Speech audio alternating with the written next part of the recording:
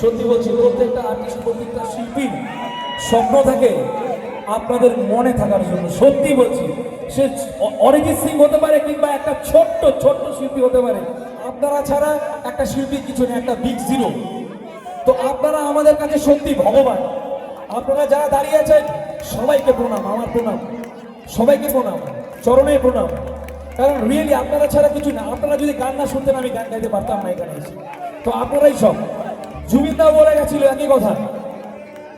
So সত্যি আমি প্রত্যেকটা শিল্পী, আমি তোমারই থাকবো, আমি তোমারই থাকবো, আমি তোমারই থাকবো, শুধু তোমারই থাকবো।